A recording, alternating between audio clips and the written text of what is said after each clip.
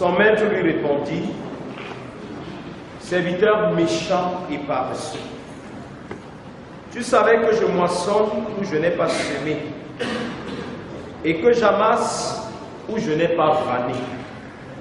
Il te fallait donc remettre mon argent au banquier et à mon retour, j'aurais retiré ce qui est à moi avec un intérêt. Ôtez-lui donc le talent et donnez-le à celui qui a les 10 talents. Car on donnera à celui qui a, il sera dans l'abondance. Mais à celui qui n'a pas, on ôtera même ce qu'il a. Amen. Bien-aimé peuple de Dieu, la parabole des talents est l'une des paraboles les plus célèbres et je vais même dire les plus citées lorsqu'on veut parler de la paresse, de l'improductivité ou de la productivité. Ce texte entre dans la dynamique des éléments que Jésus a abordés sur la fin des temps. Il parle premièrement au chapitre 24 de la destruction de Jérusalem et de l'avènement du Fils de l'homme. Et dans le chapitre 25, il utilise l'image de 10 vierges, 5 folles et 5 sages, pour parler du retour du Fils de l'homme et de la préparation de chacun à ce grand événement. Au travers de la parabole des talents, il nous instruit dans la même lancée sur les circonstances, le contexte du retour du Fils de l'homme, lequel retour se fera de manière inopinée, de manière surprenante, invitant ainsi chacun à se préparer et à faire valoir tout ce qu'il a reçu du Seigneur. La parabole des talents, située au chapitre 25e de Matthieu, du verset 14 au verset 30, met en scène le maître et joie de ses serviteurs. La situation de départ nous présente le maître qui, avant son voyage, rassemble joie de ses serviteurs à qui il confie l'intendance de ses biens. Et il est ici précisé qu'il donne à chacun ce qu'il a résolu lui, le maître. À l'un, il donne 5 talents, à un autre 2 talents et au troisième un seul talent. Et le texte précise à chacun selon sa capacité. À chacun selon sa capacité. Ce qui revient à dire que le maître, connaissant chacun de ses serviteurs, avait une idée claire du potentiel de chacun, de ce que chacun avait la capacité de garder, de ce que chacun d'eux avait la capacité de gérer. Le maître, qui n'est nul autre que Dieu lui-même, lui qui sonde les cœurs et les reins, connaît chacun de nous. Il sait ce que vaut chacun de nous. Il sait ce que chacun de nous peut produire. Il sait même quelle révélation et quel secret confier à chacun de nous. Cela nous montre toute la capacité managériale du grand architecte Jésus-Christ, notre guide et notre maître. Il connaît à qui donner quoi. Il connaît à qui confier quelle responsabilité. Il connaît aussi à qui ne même pas confier quelle responsabilité. Et à partir de ceci, nous comprenons clairement que si chacun avait compris que Dieu donne à chacun en fonction de son potentiel, les jalousies, les aigreurs qui caractérisent plusieurs d'entre nous disparaîtraient naturellement. Tout le monde n'est pas obligé d'être à la tête. Tout le monde n'est pas obligé de diriger et de conduire. Et même si le Seigneur permettait que plusieurs soient à la tête, il sait à qui il confie 10, à qui il confie 100 et à qui il confie 1000. Il sait qu'à celui à qui je ne peux confier que 10, si on venait à lui donner 1000, ce serait un gâchis parce qu'il n'a pas le potentiel qui lui permet d'encadrer 1000 personnes. Parfois, certains sont frustrés et aigris de ce que je dirige une entité qui ne grandit pas, qui ne se multiplie pas. Je développe tout ce que je peux développer comme stratégie, mais je n'ai pas de résultat. La réalité, c'est que toi, tu ne peux diriger que les 15 qui sont en ta position. La réalité, c'est que même si le Seigneur venait à multiplier les 15, peut-être par 5, 75 personnes seraient au-dessus de tes capacités, donc de ton potentiel. Il y a des personnes à qui, si vous confiez une foule de personnes, ce serait comme si vous avez confié à une moto la responsabilité de tirer un camion qui a fonctionné. Ce qui est sûr et certain, c'est que cela est impossible. Et quand nous parlons le texte, la fin va d'ailleurs donner raison au maître qui a donné à un 5, à un autre 2 et au troisième un 5. Quelle est la réaction de chacun d'eux quand il reçoit le nombre de talents défini par le maître? La Bible dit que les deux premiers, que nous allons appeler les intendants productifs, celui qui a reçu 100 et celui qui a reçu 2, dès lors que chacun d'eux a reçu du maître quelque chose, une seule pensée les hantait, celle de produire, de fructifier et de multiplier ce qu'ils ont reçu. Celui qui a reçu 100 est allé multiplier ses 5 par 2 et a obtenu 10. Celui qui a reçu 2 est allé multiplier par 2 et a doubler ce qu'il a reçu. Et au lieu de 2, il a obtenu 4. Le troisième, que nous appelons l'intendant improductif, quand il reçoit son talent, il se comporte comme tout bon paresseux. Là où les autres voient l'opportunité, lui, il voit la difficulté. Là où les autres voient une possibilité d'investir, il estime qu'il est dangereux pour lui d'investir. Et le sage dira que le paresseux dit qu'il y a un lion dehors. Le paresseux dit toujours que le dehors est mauvais. Le paresseux dit toujours qu'il faut faire très attention parce que la vie, ce n'est pas ce que tu vois. Je suis persuadé que pendant que les autres investissaient, il était en train de leur dire, vous ne connaissez pas le maître. Amusez-vous toujours avec ces choses comme ça.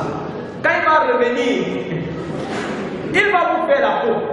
Je préfère, moi, prendre la chose de quelqu'un, aller garder et lui remettre sa chose. Nous avons souvent appris à apprécier certaines mamans qui font un style de trésorerie. Tu lui donnes 2000 francs. Ça fait 6 mois. Le jour où tu as besoin de 2000, elle te remet exactement tes mêmes 2000. Et parfois nous louons leur intégrité en disant ça c'est une bonne personne. C'est une très mauvaise manière de gérer l'argent.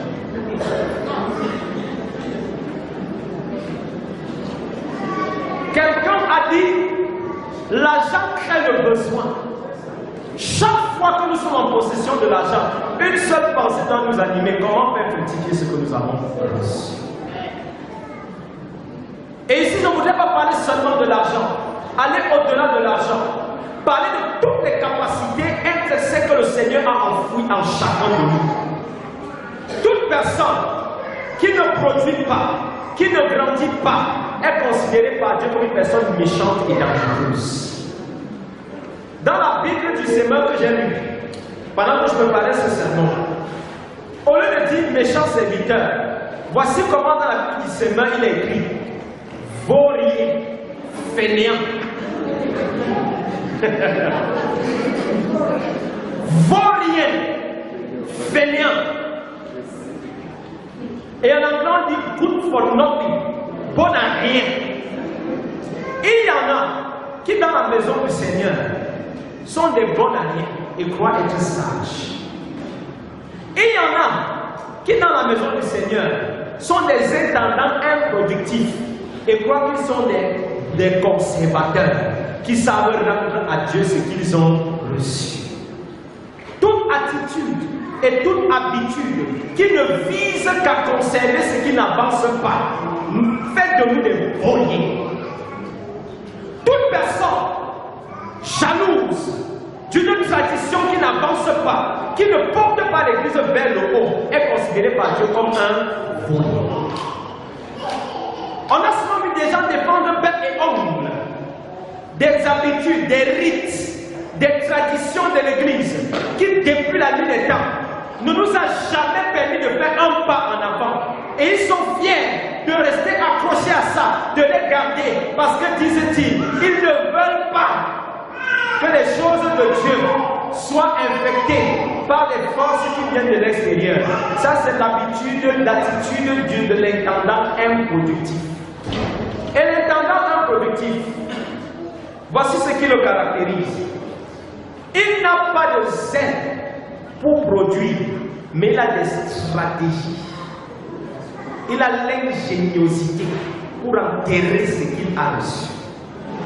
L'homme reçoit de son maître, subitement il devient un débat. Il voit l'avenir.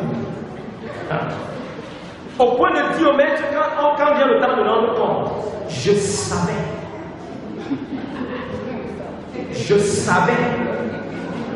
que tu es un homme dur, qui moissonne là où tu n'as pas semé.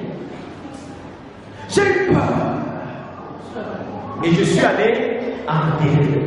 Il n'a pas d'énergie pour produire, mais il a suffisamment d'énergie pour d'abord localiser là où il faut aller creuser. De manière à ce que quelqu'un ne fasse pas l'erreur de voir là où il allait creuser.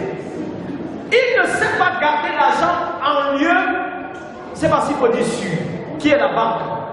Mais il sait garder l'argent en un lieu où ça ne sert de rien. Il a l'ingéniosité pour creuser la terre, remettre l'argent, refermer la terre. Voilà comment un gars transpire quelque chose qui ne produit pas. Et c'est comme ça que même dans l'église, beaucoup se fatiguent pour quelque chose qui ne produit pas. On a des serviteurs qui disent, je suis écrasé par le travail, mais son travail c'est quoi? Ça ne donne pas une seule âme. On a des gens, même dans les chorales, qui sont épuisés. Par quoi? Par le djangui.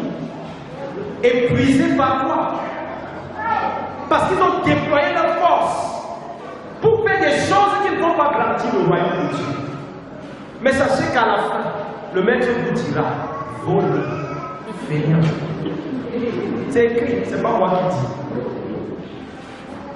Alors, quand vient le temps de rendre compte, notre intendant improductif, il se met devant le maître et il commence à faire de la divination. Il rappelle au maître combien le maître est méchant, combien le maître est dur, combien le maître moissonne là où il n'a pas sémé. Et parce que le maître moissonne là où il n'a pas sémé, au lieu de multiplier ce que le maître lui a donné, il préfère enterrer, déterrer et remettre au maître ce qu'il a reçu. Ça, c'est des choses quand tu rendras au Seigneur. Sa colère contre toi deviendra rouge. Parce que Dieu n'appelle personne à additionner ou à soustraire. Mais Jésus nous appelle à être des multiplicateurs. Il ne nous a pas envoyés pour aller soustraire les disciples, mais il nous a demandé d'aller multiplier les disciples. Depuis la création, Dieu a béni l'homme et la femme en leur disant, allez et multipliez-vous. Et même quand il établit l'homme dans le jardin, il le place afin qu'il accroisse, c'est-à-dire qu'il développe ce qui est dans le jardin. De par le Saint-Esprit que nous avons reçu, nous sommes obligatoirement des agents de développement.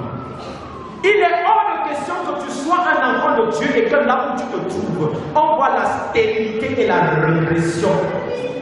Il est hors de question que tu te te dise enfant de Dieu et qu'on te confie une responsabilité, on constate que depuis que tu travailles là-bas, les choses ont stagné, rien n'avance plus. Si tu es chrétien, si tu es enfant de Dieu, et que même les autorités gouvernementales t'ont fait confiance et t'ont confié un bâtiment, on se rend compte que les choses se dégradent de jour en jour, tu es un vaurien. Il n'est pas de la responsabilité du chrétien de faire regresser les choses.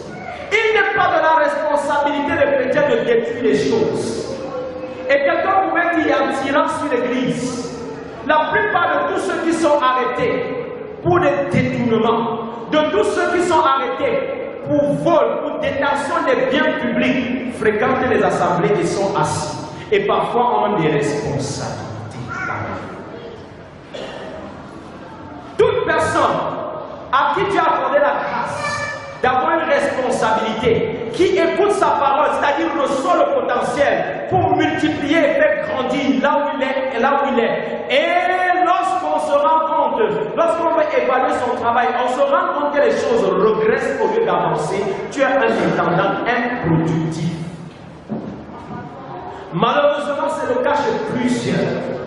Que ce soit les serviteurs de Dieu, que ce soit des personnes. Parfois, on regarde. Dieu vous a confié peut-être un groupe, une chorale. Vous faites 5 ans, vous êtes choix. Après 5 ans, vous êtes choix. Après 10 ans, vous êtes choix.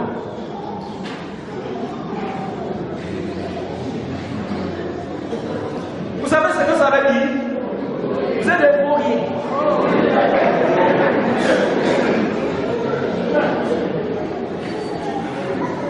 Ce qui est clair, bibliquement parlant, on me confie un peuple en tant que leader. Je fais 5-10 ans. Je passe de 10 à 5. Je suis un danger pour l'Église.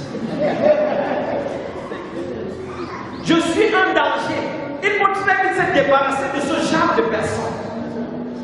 Parce que leur seule présence est un poison pour le milieu où ils sont. Et c'est pour cette raison que quand le maître regarde à l'intendant improductif, il l'appelle méchant. Voici ce que tu aurais dû faire. Prendre mon argent, aller déposer à la banque. À mon retour, je devais avoir des intérêts. Dieu t'a donné tellement de choses. Tu as un capital énorme qui t'a été donné par le Saint-Esprit. Mais je ne pense pas que plusieurs soient différents de cet intendant improductif. Tu as un savoir-faire extraordinaire. Mais tout ce que tu as déjà réalisé, c'est dans ton esprit. Tu as d'énormes rêves. Tu ambitionnes de faire tellement de choses impressionnantes. Tu as reçu l'onction de Dieu pour être un évangéliste, mais tu as déjà gagné au moins 100 âmes, mais dans ta tête. Tu as pris la chorale. La chorale a déjà rempli déjà un côté, mais dans ton esprit, rien de concret. Et la Bible dit que quand le maître est venu, il a donné à chacun selon son travail. Dieu rendra à chacun selon ses œuvres. Le premier vient, maître, tu m'as donné 5 talents. Je suis allé faire valoir. Voici 5 autres talents. Que dit le maître? C'est bien. Bon et fidèle serviteur. Tu as été fidèle dans les petites choses et on va te confier les grandes. Le deuxième, même discours, mais tu m'as donné 2. Et je suis allé faire valoir les 2 et j'ai eu 4. Bon et fidèle serviteur. Tu as été fidèle dans les petites choses et on va te confier les grandes. Et il y en a qui veulent qu'on leur confie les grandes choses, mais ils ont détruit les petites qui leur ont été confiées. Les gens qui veulent être les départementaux ou les nationaux, alors que même sur le plan local, ils ont tout mis à terre. Vous visez le sommet, et pourtant le bas de l'échelle où vous étiez, vous n'avez rien produit du tout. Celui qui est fidèle dans les petites choses est en train de démontrer que si on lui confie les grandes choses, il sera davantage fidèle. Mais celui qui est incapable d'être fidèle, de produire dans des petites choses. On ne peut pas prendre le risque de lui confier ce qui est plus grand.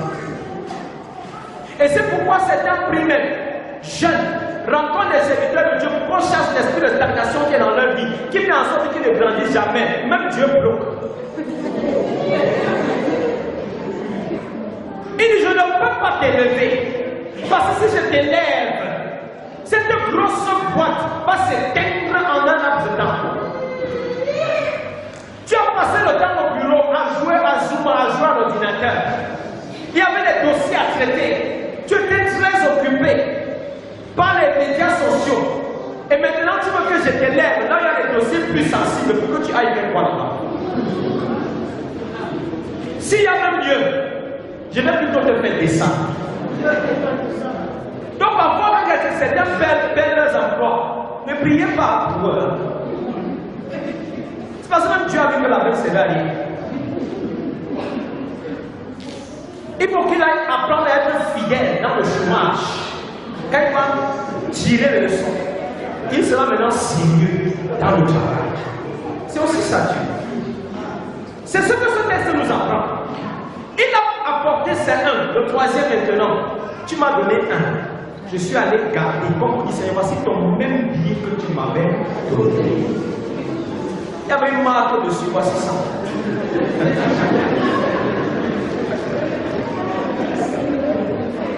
Le même le regarde, devient rouge de colère, commence à dire des choses dures. Méchant serviteur. Tu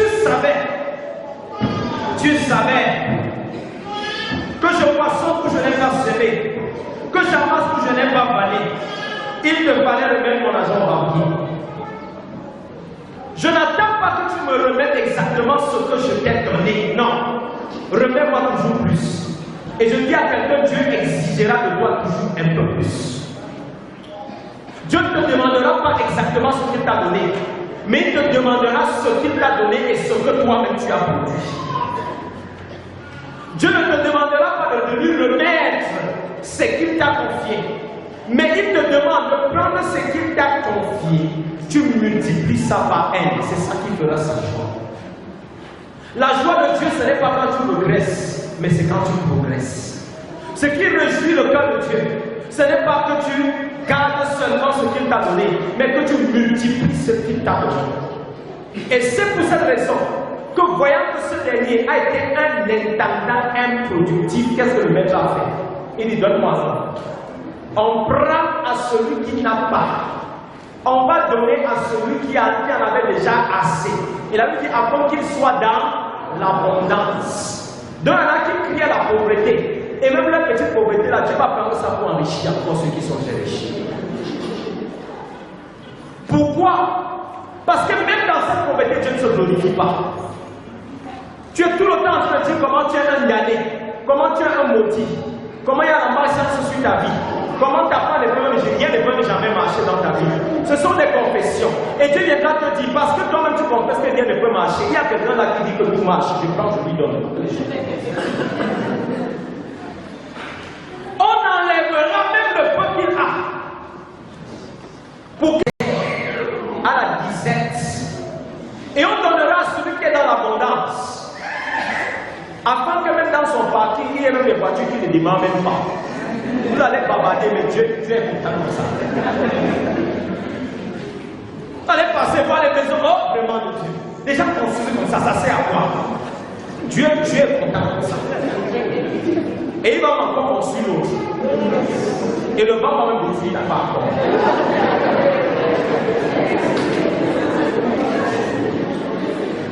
Parce que tu as encore rien.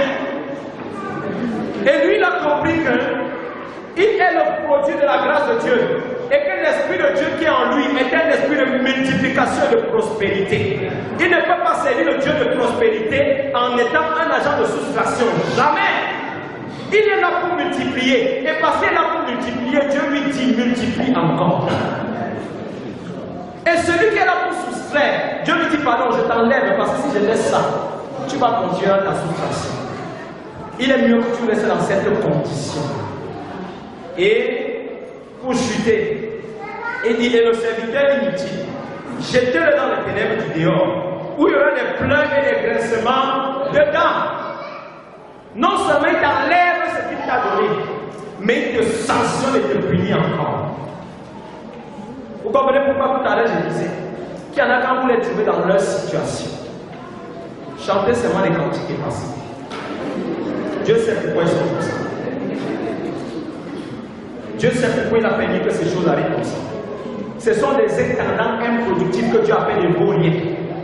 Et parce qu'il a choisi d'être vaurien, Dieu ne lui donne plus rien. Dieu ne lui confie plus la moindre responsabilité. Dieu ne lui donne plus la moindre ressource. Il y a des gens que vous aidez, mais ça ne produit plus, ça ne donne plus rien. Parce que même le potentiel pour la multiplication, il est en disgrâce totale. Or, nous ne voulons pas que cela soit votre partage. Et c'est pourquoi, en guise d'exhortation, pour chuter, je dirais à quelqu'un de toutes tes forces, combat l'improductivité. Amen. Je dis de toutes tes forces, combat l'improductivité. Dans n'importe quel aspect de ta vie, refuse d'être improductif. Que ce soit en termes de dons spirituels, refuse d'être improductif. Que ce soit en termes d'investissement, refuse d'être improductif. Que ce soit en termes de travail, de tâches que tu accomplis chaque jour, que la référence soit toi et non les autres. Que tu sois l'unité de mesure. Celui à qui même les chefs diront, élevez-le davantage, parce qu'il a été fidèle dans les petites choses. Le monde sera choqué peut-être par ce qu'on donne trop à certains. C'est parce qu'ils sont fidèles dans les petites choses. Et parce qu'ils sont fidèles dans les petites choses, ils méritent la confiance des hauteurs, des grandes choses. Que le Seigneur fasse de toi, non un intendant improductif, mais un intendant productif. Ce matin, je prie que Dieu fasse de son peuple que vous êtes des intendants qui produisent. C'est pourquoi j'encourage quelqu'un à dire adieu la stérilité, adieu l'infertilité, adieu l'improductivité. Je m'engage à être un intendant qui produit. Soyez bénis au nom de Jésus. Amen.